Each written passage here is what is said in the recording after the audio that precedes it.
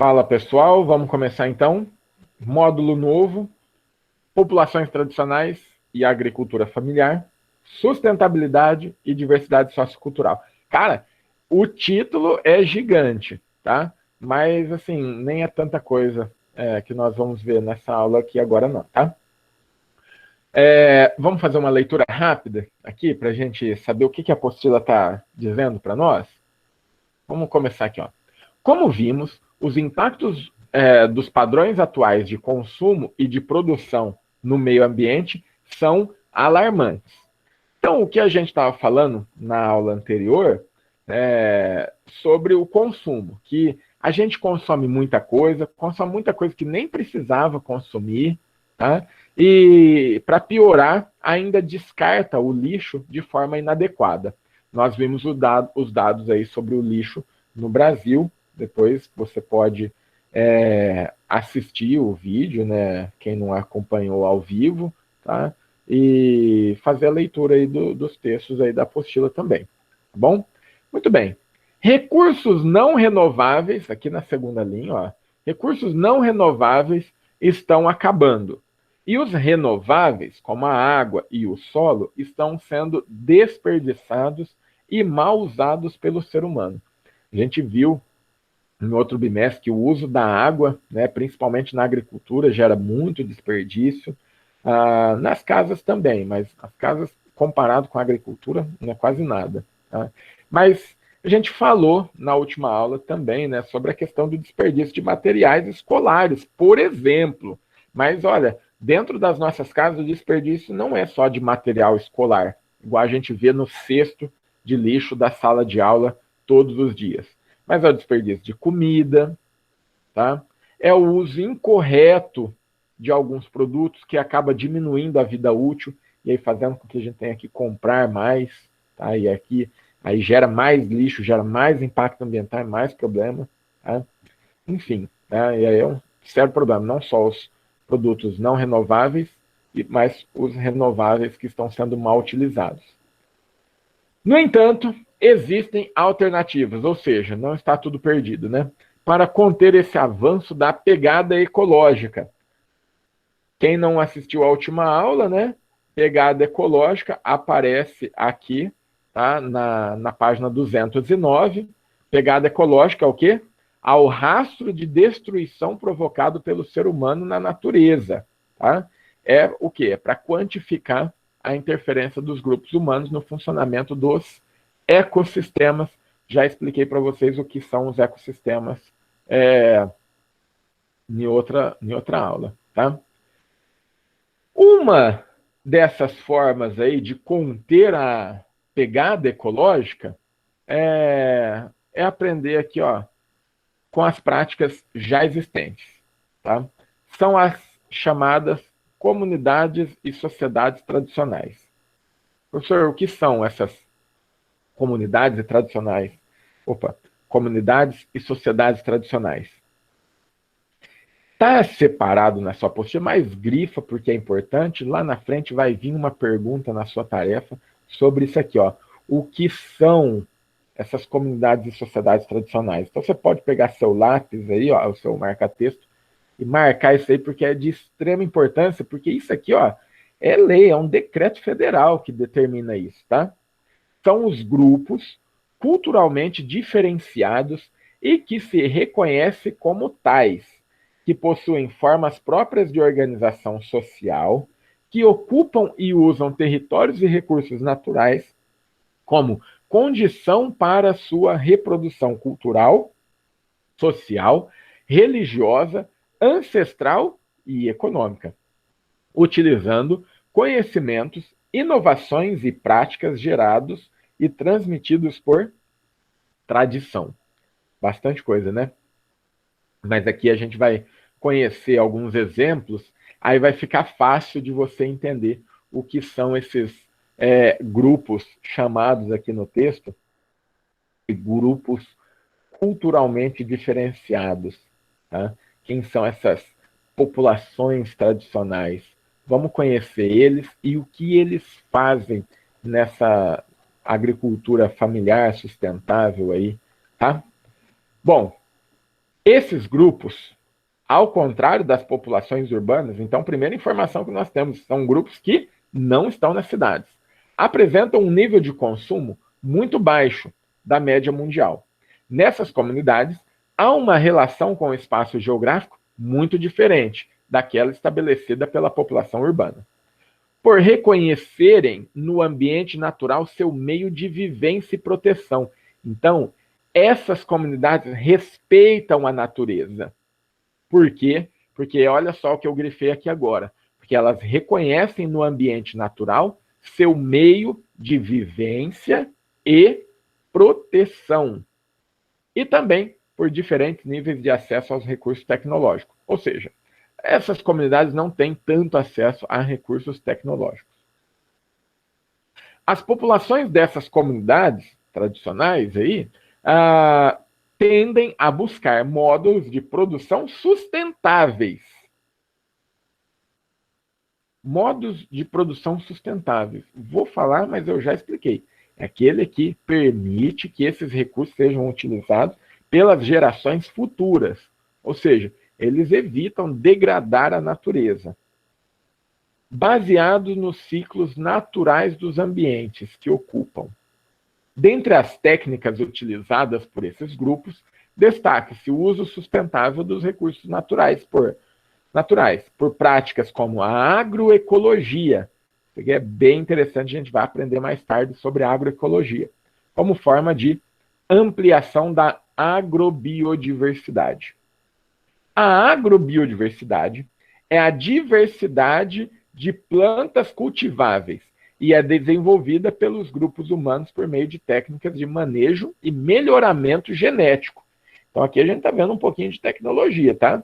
Então, ó, o que é a agrobiodiversidade? Diversidade de plantas cultiváveis, tá? Então, agrobiodiversidade, diversidade de plantas cultiváveis. Como que nós desenvolvemos essa diversidade? Desenvolvido por nós, né, por meio de técnicas de manejo e melhoramento genético. Então, o ser humano consegue controlar e ampliar a diversidade da agricultura. Tá?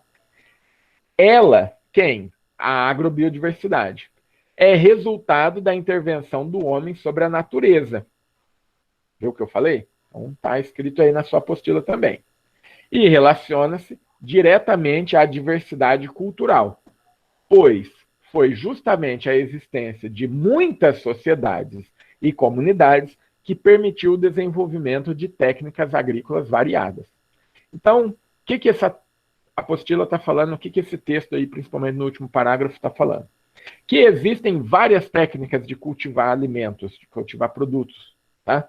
E por que existem várias técnicas? Porque existem várias culturas, várias sociedades diferentes. E ocorreu ao longo da história da humanidade trocas de informações, trocas de conhecimento. Certo? Vamos dar sequência aqui, ó. Ainda sobre agroecologia. Tá?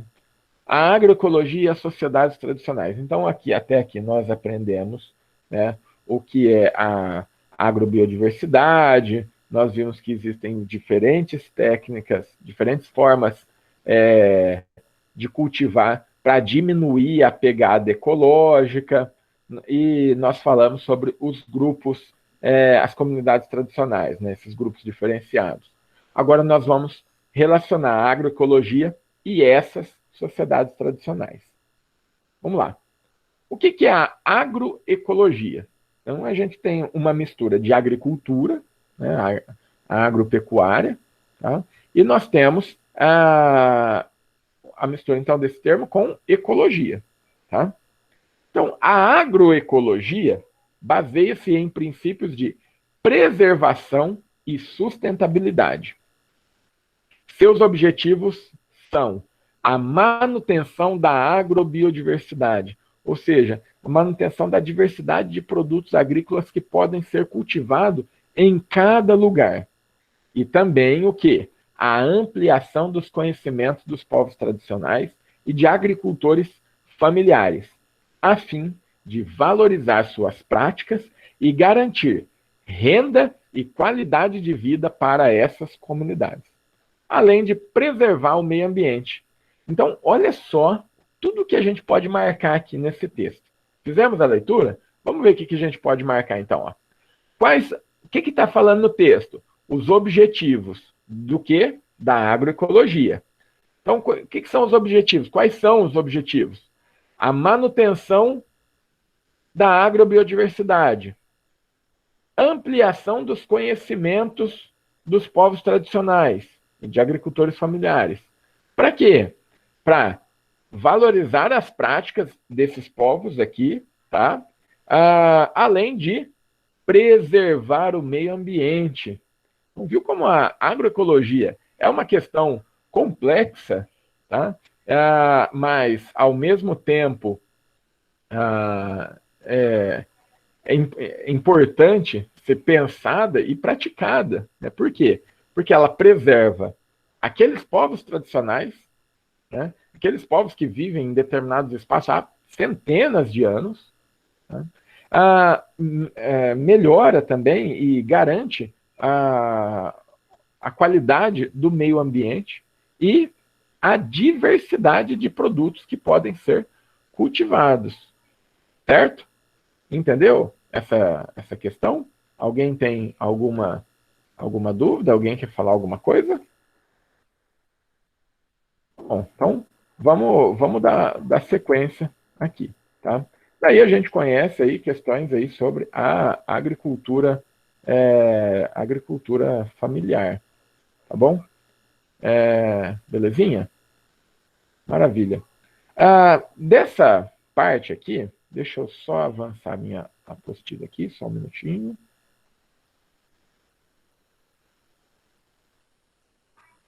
Não, beleza. Vamos dar sequência aqui. A apostila pede para a gente fazer uma atividade, mas vamos continuar a leitura aqui. E vamos continuar a leitura aqui e a gente, depois, no final, vocês fazem as atividades. Tá bom? Beleza. Deixa eu compartilhar mais uma vez aqui. Cara, é uma questão assim, a agroecologia, a gente pode pensar numa questão não só econômica, normalmente a gente fala de agricultura pensando em economia, né, em produção de produto para venda e tal, mas nesse caso aqui, a gente está falando de agricultura para preservação do meio ambiente, preservação da diversidade de produtos cultivados e preservação de parte da cultura de um povo, de um país. Quando a gente cria esse sistema de agroecologia, tá, nós estamos preservando muita coisa e garantindo alimento, que é importante, claro, né? Beleza? A apostila traz até um texto complementar aqui, né, sobre sementes de plantas dos povos indígenas, tá? Um textinho aqui, então a variedade de milho, tá? Eu confesso que muitos desses milhos aí eu conheci quando eu trabalhei com essa apostila pela primeira vez, tá? Tem uma diversidade aí pela foto a gente consegue perceber, né? Milho amarelo, laranja, branco, preto, vermelho, tá? Tem de tudo. Pois não, Professor, mas o senhor, tipo assim, o senhor já viu esses milhos? Já pegou eles? Comeu? cara, Já? não. Eu conheço, assim, pessoalmente eu conheço uns milho meio vermelho, eu já vi, que é utilizado para plantação, né? Já vi aqueles milho pequenininho, né, o milheto, e o amarelo tradicional. Pessoalmente, não vi todos esses, não. Tá? Então, é uma diversidade muito grande, cara, que é de conhecimento aqui dos indígenas, no caso, está dando o exemplo do milho. Mas, cara, tem que ver a diversidade, né? Dá um pause aí, quem está assistindo a gravação, né? E vocês podem assistir, quem está ao vivo pode ver depois, né, na internet. Sobre, como fala, a diversidade não só de milho, mas de feijão que existe no nosso país, né? E muitos são cultivados por comunidades tradicionais, não só indígenas, mas quilombolas, caiçaras, em várias comunidades tradicionais do nosso país. Você entendeu? Então é bem interessante, bem legal de conhecer essas comunidades tradicionais aí, e o trabalho deles. E, assim, claro, faz parte da nossa cultura, faz parte da cultura do Brasil, entendeu? Faz parte. Então, precisa ser pensado, precisa ser preservado, precisa ser cuidado também. Ok? Tudo bem? Professor, Oi. eu conheço muitas variedades de feijão. Eu conheço feijão normal, acho que é carioca que chama. Eu conheço feijão tropeiro e eu conheço também o feijão preto. E olha, vou te falar, tem muito mais, tá? Tem muito mais. Professor, Oi, é verdade que existe o tomate amarelo? tomate? Cara, Amarelo? tomate amarelo? Não sei. Eu não lembro de ter visto, não. Tá? Eu vi só que tinha um tomate amarelo. Ó, acabei de fazer uma pesquisa rápida aqui. Tem tomate amarelo. É. Tá? Tem tomate amarelo, também chamado de tomate pera. Tá? E ele é pequenininho. Tudo bem? Vamos continuar? Vamos continuar aqui. Bom, para vocês que estão vendo ao vivo aqui, né, eu vou mandar um link lá no grupo de vocês, para depois da aula vocês assistirem um vídeo, tá? Que é esse aqui, ó, que está em azul, aqui na minha apostila, que fala sobre agricultura familiar e sociedades tradicionais. Então, às vezes está um pouco confuso o que eu estou falando aqui, mas aí você assiste a reportagem, você vai conhecer um pouquinho o que é a agricultura familiar, o que são as sociedades tradicionais, e um exemplo de trabalho um exemplo de trabalho dessas comunidades. Tá? E aqui a gente esse vídeo mostra uma reportagem que mostra sobre como esse pessoal melhorou a qualidade de vida e tal, a partir da agricultura familiar.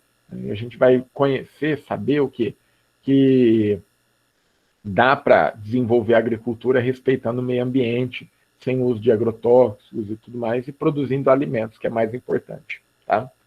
Cara, não estou falando que vai substituir o agronegócio, as grandes fazendas, não é isso. Estou falando em produção de alimento, em preservação da cultura e o mais importante também, né? Preservação do meio ambiente, certo? Que deve ser preservado sim, né? Porque é importante até para a qualidade de vida nossa. Beleza? Bom, olha só, página 213 agora. Tá? Além das comunidades indígenas, a agroecologia também é praticada nos assentamentos, que são resultantes da divisão de terras por reforma agrária, e tem como principal característica a prática da agricultura familiar e cooperativista. Então, lembra que eu falei que essa agricultura, essa agroecologia não é desenvolvida só por indígenas, mas por comunidades quilombolas, caiçaras e também nos assentamentos. O que são assentamentos? Assentamento é quando o governo, né, um órgão do governo, no caso o INCRA, né, pega uma terra que está lá improdutiva, uma fazenda, por exemplo. O cara tem uma fazenda, mas ele não planta nada, está lá, fazenda abandonada, o que o governo faz? Compra essa fazenda, divide em propriedades menores, em lotes pequenos, tá? E distribui para famílias de sem terra. E lá eles vão desenvolver o quê? A agricultura familiar, tá? E cooperativista que está falando aqui. Tá? Isso é ótimo. Por quê? Isso é perfeito, é o ideal. Acabar com essas propriedades improdutivas, tá? Distribuir terras, e que no final das contas, esses produtores que vão pegar essas terras que estavam improdutivas e vão transformar em áreas que vão produzir alimentos. Por quê? Para quem não sabe, o alimento que nós consumimos, né, mais ou menos ali 75% do alimento que nós consumimos, não vem das grandes fazendas que a gente conhece aqui na nossa região, no Centro-Oeste tem um monte. Quem produz alimento no nosso país? São pequenos produtores. As grandes fazendas, vocês conhecem o que produz? Soja, milho, cana-de-açúcar, algodão. Não é alimento, tá? Não é alimento para nós. O arroz, o feijão, o tomate, né, que você consome na sua casa, né, vem de pequenas propriedades de agricultura familiar. Então, você está vendo a importância que é dar condições de trabalho, preservar essa cultura da agricultura familiar, preservar o meio ambiente, que são essas pessoas que produzem o alimento que você, sua mãe, seu pai, compra no supermercado. Tá bom? Então, olha só, a reforma agrária, que eu expliquei para vocês, que é quando o governo pega uma propriedade grande, compra de quem que seja lá, divide em pequenos terrenos e distribui para famílias, tá? Essa divisão resulta em maior número de propriedades, porque era uma propriedade só, estava improdutiva, um dono só. A gente divide lá em até centenas, às vezes, né, de propriedades pequenininhas, dezenas, centenas de propriedades pequenininhas. Tá? Então, são vários produtores produzindo várias coisas. Né? E aquela propriedade que, se fosse grandona, só ia produzir uma coisa, agora está produzindo um monte de coisa. Tá? Então, olha, maior número de propriedades por área. O contato com produção de alimentos e as diferentes formas de interação com o meio ambiente pode influenciar os hábitos alimentares e de consumo da população. Muito bem. Olha só, no Brasil, o número de famílias assentadas, infelizmente, né, já faz muitos anos, acho que já tem mais de 10 anos que não tem nenhum assentamento novo. A gente vê que a maior parte se concentra onde? Na região norte, na região nordeste, tá? Centro-Oeste tem poucos, no Centro-Oeste, infelizmente, predominam o quê? As grandes propriedades. Tá? Olha só que interessante isso. A gente vê. Tá vendo aqui, ó, número de estabelecimentos agropecuários por estado. Tá vendo que o Mato Grosso do Sul está pintado de cores claras? Isso indica o quê? Que o Mato Grosso do Sul, Mato Grosso, os estados agrícolas do nosso país, têm poucas propriedades. Como isso é possível? Caso você, mas como assim? Só tem propriedade rural que é tudo fazenda? Exatamente, tudo fazenda, tudo grandes propriedades, grandes áreas. Então, uma propriedade numa área enorme. Então tem poucas propriedades aqui. Tá? Tem poucos donos de terra. Aí quando a gente vai para o Nordeste, a gente percebe que as propriedades são menores. E por isso que existem mais propriedades rurais. Tá bom? Então, aqui no Centro-Oeste, mas não só no Centro-Oeste, em algumas regiões do Sudeste, tá? E até da região Norte, certo? A gente percebe o quê? Uma concentração fundiária, o que vai na contramão daquela agricultura familiar, daquela agricultura para produção de alimentos, que preserva o meio ambiente que nós conhecemos. Certo? Tudo bem? Então, isso aqui é terrível. Tá? Isso aqui é terrível. A gente sabe o quê? Que países mais desenvolvidos, né, como nos Estados Unidos, por exemplo, e na Europa, mas aí por uma questão geográfica, os países europeus são menores, né, você tem mais propriedades rurais por área. Por quê? Lá não tem essa concentração fundiária igual aqui no nosso país. Tá? Nós temos o quê? Nós temos pequenas propriedades nos países europeus, nos Estados Unidos, as propriedades são menores. Não estou dizendo que não existe grandes fazendas, existe sim, mas em proporção menor do que tem no Brasil. Tá? Desses mapas aí, dessa página, adianta um pouquinho a sua apostila e vai lá na página 216. Tá? Na página 216 nós temos o quê? Nós temos uma atividade com esses dois mapas, ok? Vamos fazer essa atividade aqui junto, tá? Vamos fazer essa atividade. Já está aparecendo aí na tela? Quando aparecer, vocês dão um ok. Está aparecendo. Está aparecendo? Maravilha, então. Olha só. Observe os mapas e responda. Quais relações podemos traçar entre o número de famílias assentadas e o número de propriedades por região. Eu quero te chamar a atenção aqui no estado do Pará.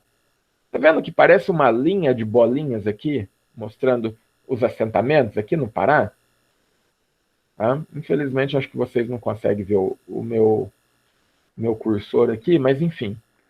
O que a gente percebe, gente? Olha aqui onde tem mais bolinhas no primeiro mapa e aonde está pintado de escuro no segundo mapa. O que a gente percebe? Que aonde nós temos maior quantidade de famílias assentadas, nós temos um número maior de propriedades. Tá? O que a gente consegue concluir aqui? Que quanto mais famílias assentadas, maior o número de propriedade. Porque cada família vai representar uma propriedade. Tá? Certo? Tudo bem? Sim. Então, nas áreas, qual é a resposta? Nas áreas onde nós temos mais famílias assentadas, nós temos maior número de propriedades. Nas áreas com menor número de famílias assentadas, menos propriedades. Tá? E aqui na minha dica, aqui até aparece, né, que alguns estados, né, no centro-sul aqui, né, centro-oeste, sudeste e sul do nosso país, nós temos um número menor de propriedades rurais. Por quê? Porque nós temos um índice muito grande de urbanização, então nós temos áreas bastante urbanizadas, mas também porque nós temos o quê? Uma má distribuição das terras. Tá? Como o Mato Grosso do Sul, que prevalecem o quê? As grandes propriedades, né? Aquilo que a gente chama de latifúndios. Tá bom? Pessoal, quem estiver assistindo pelo YouTube, é só dar um pause, né, para anotar a resposta certa. E quem tiver ao vivo aí, eu vou deixar lá no WhatsApp essa resposta aí para vocês. Certo, pessoinhas? Certo? Muito bem. Certo. Então, por enquanto, é isso, tá? Eu espero que vocês tenham entendido, gostado. Se tiver alguma pergunta, é só fazer, tá?